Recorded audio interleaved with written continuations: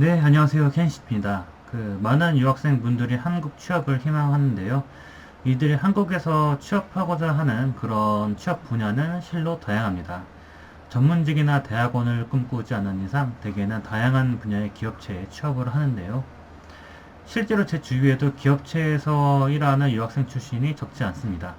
그런데 미국, 캐나다 출신할 것 없이 이들이 공통적으로 겪는 애로사항이 하나 있는데 그게 무엇일까요?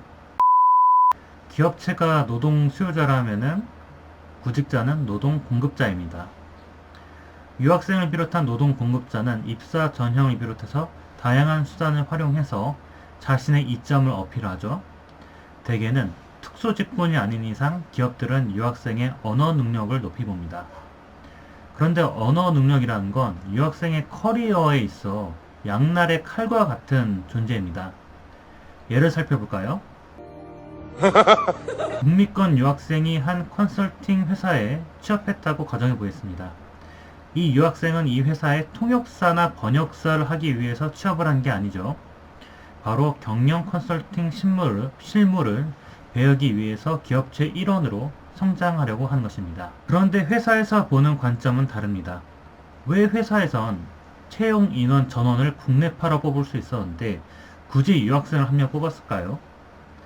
바로 언어 능력을 활용하기 위해서가 좀 가능성이 클 겁니다. 이게 무슨 말이냐면 또래의 신입사원들이 경영 컨설팅 실무를 배우고 있을 때 자신은 그 결과물을 번역이나 하고 있을 가능성이 높다는 거죠.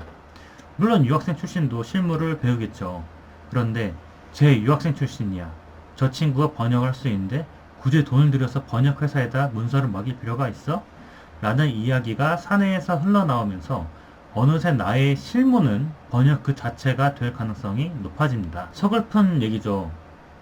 사실 비용을 감축시키려는 회사의 입장에선 유학생 출신의 커리어를 키워주기보단 그의 언어 능력을 활용하게 될 가능성이 큽니다.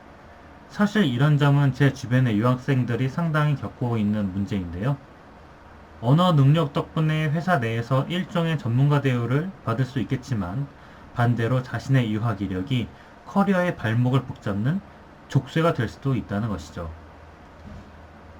따라서 유학생분들에게 권고해드리고 싶은 건 자신에게도 이런 상황이 분명히 닥칠 수 있다는 점을 인식해야 한다는 것입니다. 이런 점을 철저히 감안해서 열심히 한국 취업을 준비하는 게 좋을 것 같습니다.